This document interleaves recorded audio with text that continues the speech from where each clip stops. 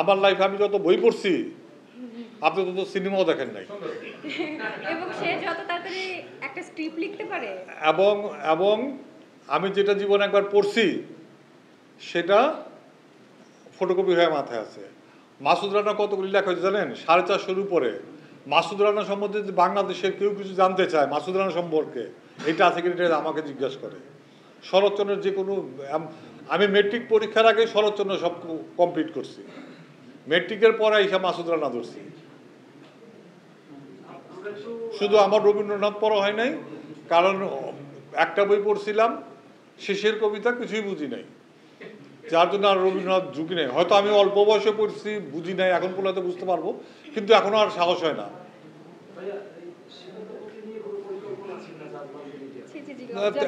এটা থাকতেই পারে, এটা আমার চরিত্র, যাকে ডিমান্ড করে তাকে করবো। তবে জাজ মাল্টিমিডিয়া এখন যা করবে আবার সেই আগের ফরম্যাটে চলে যাব। আর যাদের ফরম্যাট কি, নতুন নায়ক নতুন নায়িকা, নতুন নায়ক নতুন নায়িকা যাদের চলে যাবে। আমরা পুরনো, আমার এই জিন 3 করার পর একটু হতাশ হয়েছি। জিন 2 সম্পূর্ণ নতুন নায়কটাকে করলাম, জিন 1 ম্যাক্সিমাম নতুন ছিল, বাট জিন 3 পুরনো নায়কটাকে আমি ফ্লপ করলাম। সো আমি আমার জাজের ক্ষেত্রে নতুন নায়কটাকে আমরা খুঁজতেছি, নতুন নায়কটাকে আমরা বের করে একটা রোমান্টিক ছবি বানাচ্ছি। না না, সিফাতকে নিয়ে করবো কি করবো না, অডিশন আমাদের প্যানেল হয় নাই, অডিশন হবে, সবকিছু হবে, হইতেই পারে। সুন্দর, দেখতে সুন্দর, স্মার্ট।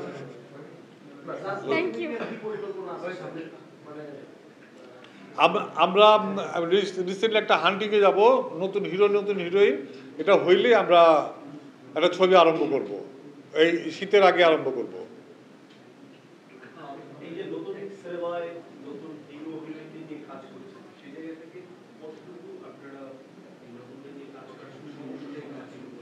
কতখানি না, নতুন নায়ক নায়িকা কোনো সমস্যার সম্মুখীন হইনি আজ পর্যন্ত। এবং যেটা হইলো, যখন এই বাপ্পি মাহিকে নিয়ে ছবি করলাম, পরপর চারটাই সুপার ডুপার হিট করলো। তারপর আরিফিন শুভকে নিয়ে ছবি করলাম, ওইটা হিট করলো। ফারিয়াকে নিয়ে ছবি করলাম, সেটা হিট করলো। সাইমনকে নিয়ে একটা ছবি বানালাম, সেটা হিট করলো। লাস্ট হইলো পূজা আর সিয়ামকে নিয়ে করলাম, সেগুলো হিট করলো। আমার নতুন যেগুলি নিয়ে করছি নতুন, সবগুলি হিট করছে। লাস্টে ধরা খাইলাম পুরনো নিয়া, নতুন নিয়া না। লাস্টে পুরাতন নিয়ে ধরা খাইছি, জিন 3 ধরা খাইছি। এবং আমি একটু মানসিকভাবে ভেঙে পড়ছিলাম, অনেকদিন কারোর সাথে কথা বলিনি, অফিসে যাইনি, কারোর সাথে করিনি। টাকা ইম্পর্টেন্ট না, টাকা উঠে গেছে, জিন 3 টাকা উঠে গেছে।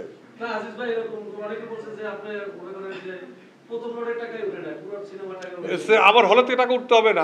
আমার হইলো টিভি, ওটিটিভিতে আমার যে বাজেটের ছবি, টিভি, ওটিটি, এই রাইট এবং ইউটিউবে তো বিশাল, এক গানে যে টাকা আমি চিন্তা করতে পারবেন না। আজকে একটু সত্য কথা বলেন ভাইয়া, লাস্টের যে সিনেমাটা করলেন সত্য ভাই কিন্তু বাজেট ছিল, ওটার বাজেট ছিল আমার 80 লাখ টাকা মাত্র।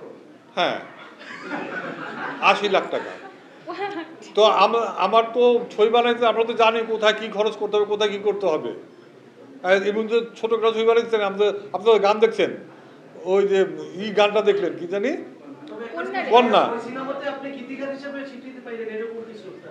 গীতিকার আমি প্রথম ছবি থেকেই। ভালোবাসার রঙে দেখবেন, ভালোবাসার চেয়ে একটু বেশি,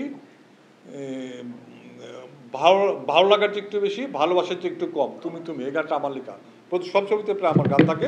তবে এখন সব গানই অলমোস্ট 90% গল্প তো আমার লেখা থাকে, কাহিনী সংলাপ চিত্রনাট্য আমার থাকে, গান আমার লেখা থাকে। মোস্ট অফ দ্য গান আমি নিজেই লিখি।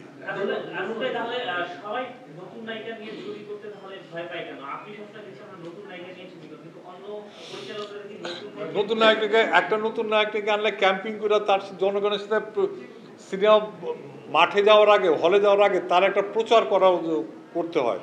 সে প্রচারটা অনেকে করতে পারে না। যেমন আমরা একটা ছবি নতুন আনলাম, যে কোনো ব্যাপারে প্রচার করে আগে পরিচিত করে ফেলি।